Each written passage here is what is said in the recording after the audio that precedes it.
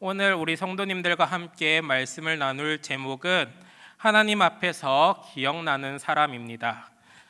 우리가 살아가다 보면은 대부분의 사람들은 다른 사람들이 자기를 기억해 주기 원하는 마음을 가지고 있는 것을 알 수가 있습니다. 하지만 어떤 사람은 나쁜 이미지로 기억이 되고 어떤 사람은 좋은 모습으로 기억이 될 것입니다. 우리는 지금까지 살아오면서 우리의 기억 속에 깊이 새겨진 사람들이 있습니까? 저 또한 어떤 사람은 고맙고 생각만 해도 반가운 사람이 있는가 하면 어떤 사람은 부딪히기도 싫고 피해버리고 싶을 정도로 좋지 않은 기억에 있는 사람이 있습니다. 그리고 또한 우리는 누군가에게 어떤 모습으로 그 사람의 기억 속에 남겨져 있는지 많이들 생각하고 있습니다. 제가 소망하기로는 저는 우리 성도님들의 기억 속에 좋은 모습으로 오래오래 기억되기를 소망하고 있습니다. 내 자신이 어떤 사람의 기억 속에 좋은 모습으로 오래오래 남아있기를 바라는 것처럼 우리 그리스도인들이 먼저 하나님 앞에서 기억되는 사람이 되어야 할 줄로 믿습니다. 우리 사도행전 16장의 말씀을 보면은 바울은 2차 선교 여행 중에 한 환상을 보게 됩니다.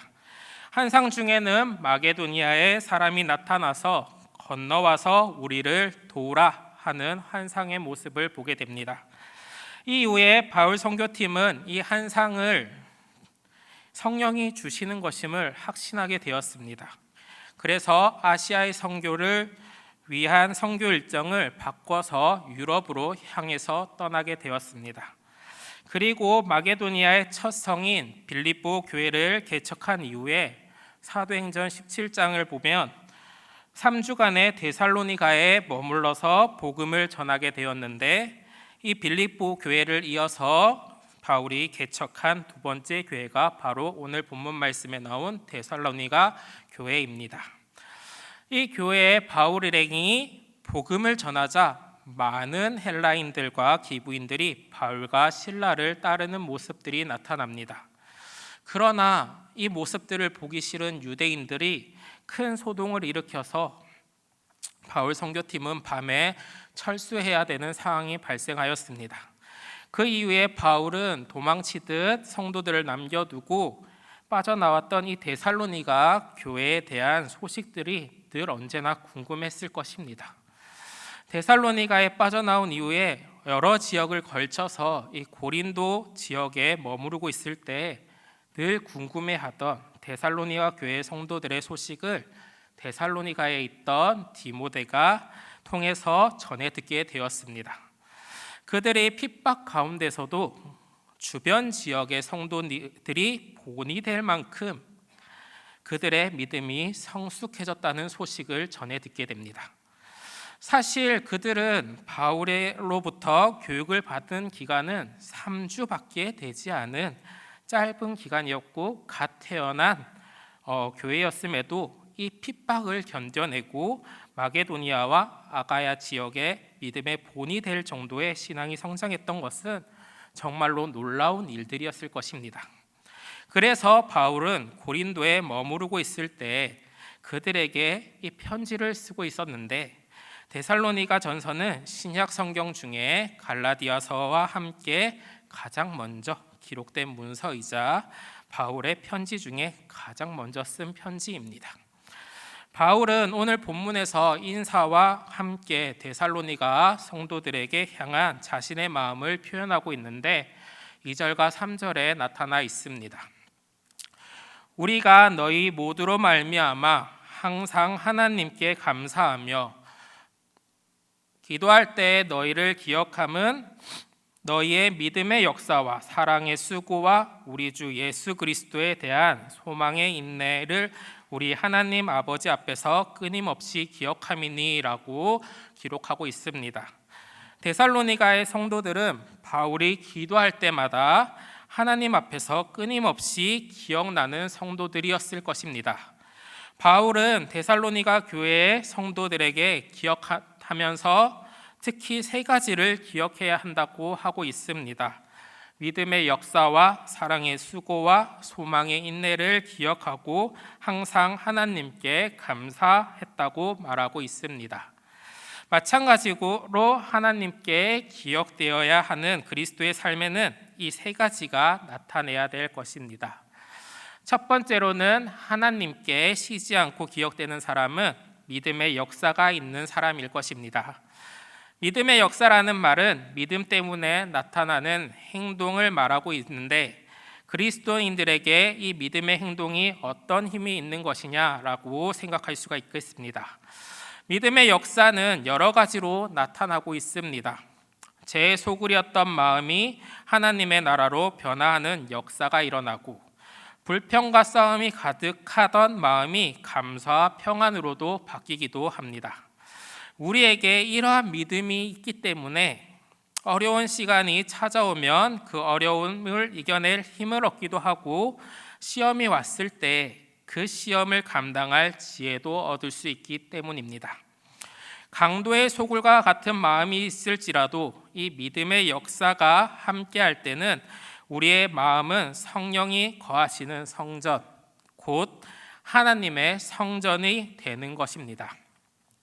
에베소 교회에서는 많은 사람들이 구원을 받은 후에 우상 숭배했던 책을 불사르는 역사가 일어났던 것처럼, 구원을 받은 그리스도의 삶에는 죄에서 돌이켜 주님 안에서 살아있는 믿음의 역사가 일어나는데, 믿음은 그저 이론적인 것이 아니라 그 안에 하나님의 능력이 살아있기 때문인 것을 우리 온 성도님들이 믿으시기를 바랍니다. 이 믿음의 역사는 다른 사람들도 알 수 있도록 나타나고 있습니다. 사람들 사이에서 좋은 소문과 좋은 간증이 퍼지게 되는데, 데살로니가 지역에 이런 믿음의 역사가 일어난 것 때문입니다. 그래서 그 사람이 변화하는 삶을 살아가는 모습을 다른 성도님들이 지켜보게 될 때 감사가 되고 감동을 주면서 도전과 담대함을 가지게 되는 것입니다. 우리의 삶이 구원받는 그리스도인으로서 이러한 믿음의 역사가 멈추지 않기를 소망합니다. 계속적으로 사람들 가운데서 이 믿음의 역사가 나타나는 우리 부산지인 모든 성도님들이 되시기를 축복합니다. 데살로니가 교회의 그 믿음의 역사가 바로 있어서 바울이 하나님 앞에서 기도할 때마다 끊임없이 기억되는 교회였던 것처럼, 우리 부산지인 모든 성도님들 또한 믿음의 역사가 멈추지 않고 계속해서 나타나서 하나님 앞에 쉬지 않고 기억되는 부산진 교회가 되기를 축복합니다. 우리 두 번째로 볼 것은, 하나님께서 쉬지 않고 기억되는 사람은 사랑의 수고가 있는 사람입니다. 진정한 사랑은 그 대상에 향한 수고가 따라오게 됩니다. 누군가가 깊이 사랑한다면 그 사람의 관심은 온통 사랑하는 대상에 맞춰지게 될 것입니다. 우리 성도님들이 이해하기 쉽게는, 부모가 아이를 너무 사랑하기 때문에 퇴근하고서도 아이의 필요를 채워주는 모습들을 상상해 볼 수가 있을 것입니다.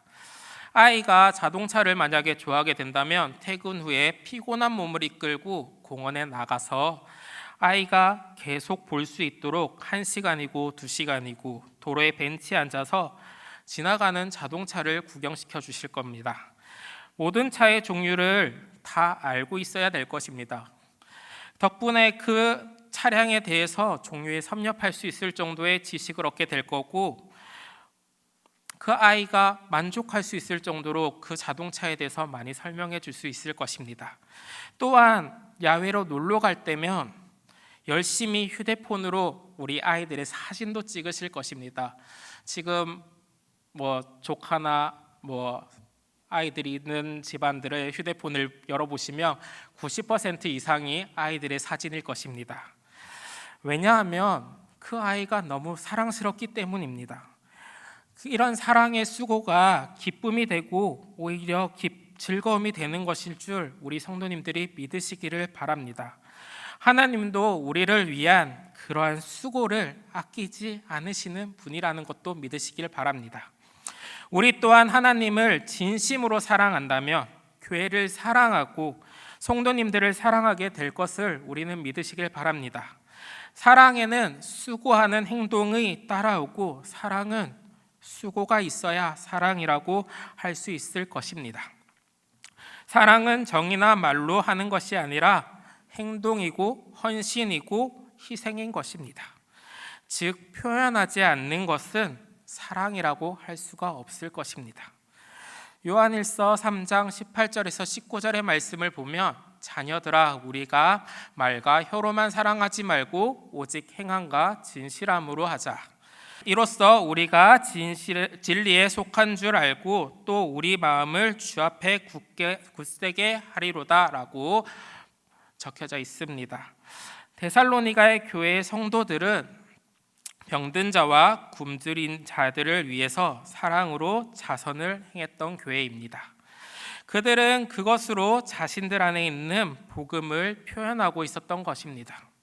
그들에게 그들 안에 있는 복음을 표현하고 하나님을 섬기는 것이 더 이상의 일이 아니라 오히려 자신들의 즐거움과 기쁨이 되고 내게 에너지를 주고는 사랑의 수고로움이 되었던 것인 것입니다. 우리가 하나님의 사랑을 받은 그리스도인으로서 하나님과 교회 성도의 기쁨을 즐거움으로 섬기는 사랑의 수고가 멈추지 않는 우리 모든 부산진 성도 여러분들이 되기를 간절히 소망합니다. 마지막으로 하나님께서 쉬지 않고 기억되는 사람은 소망의 인내가 있는 사람입니다. 누구에게나 자기가 바라는 소망을 가지고 있을 것입니다. 소망은 앞으로 이루어질 것에 대한 기대함일 것입니다. 소망 중에도 여러 가지들이 있겠지만 그 중에 가장 축복의 소망은 하나님에게 소망을 두는 것일 것입니다. 시편 146편 5절에 보면 이렇게 표현을 하고 있습니다. 여호와의 자기 하나님에게는 그 소망을 두는 자는 복이 있도다 라고 말씀을 하고 있습니다. 데살로니가의 성도들은 하늘에 대한 소망으로 모든 환경을 인내했습니다. 우리 또한 수고하고 힘쓰며 현실의 어려움으로 인내를 견디고 내는 것은 살아계신 하나님에 대한 우리의 소망 때문인 것을 믿으시기를 바랍니다. 농부가 추수한 소망을 이루려면 1년 동안 인내가 필요합니다. 소망은 현재 내 환경에 순간적으로 변화시켜 주지 못할 수는 있겠지만 그 환경을 인내함으로 견디게 하기에는 충분하다고 믿으시기를 바랍니다. 인내는 평상시에 평안할 때 필요한 것이라고 생각하기보다는 어려움과 고통이 있을 때 그 진가가 나타나기 마련입니다. 바라는 소망이 크면 클수록 그 인내는 더욱더 커져갈 것입니다. 오늘 본문 말씀을 다시 보게 되면 우리 주 예수 그리스도에 대한 소망의 인내라고 이야기를 하고 있습니다. 이것은 믿음을 지키는 인내를 이야기하는 것입니다. 믿음이 있는 사람은 인내를 잘하게 될 것입니다. 예수 그리스도에 대한 소망이 없다면 결국 인내를 할 수 없을 것입니다. 데살로니가의 교회가 하나님 앞에서 쉬지 않고 기억났던 것은 그들에게 소망으로부터 시작된 인내가 있었기 때문입니다. 어떤 사람은 처음에는 믿음으로 그리스도인이 되겠다고 하지만 조금만 힘든 상황이 찾아오면 인내가 부족하여서 하나님과 교회를 떠나는 모습들을 우리는 종종 보게 됩니다. 지금 이 순간에 하나님 앞에서 나와 예배드리고 있는 우리 모든 성도님들만큼 예수를 믿는 자로서 소망의 인내가 하나님 앞에 쉬지 않고 기억되기를 축복합니다. 우리의 마음속에 하늘에 대한 소망이 흐려질수록 우리는 세상을 더 바라보게 될 것이고 우리의 눈이 세상을 헤매고 다닌다면 우리의 마음은 결국 허망한 것으로 가득 차게 될 것입니다. 그렇기에 골로새서 3장 2절 말씀에는 이렇게 이야기를 하고 있습니다. 위의 것을 생각하고 땅의 것을 생각하지 말라.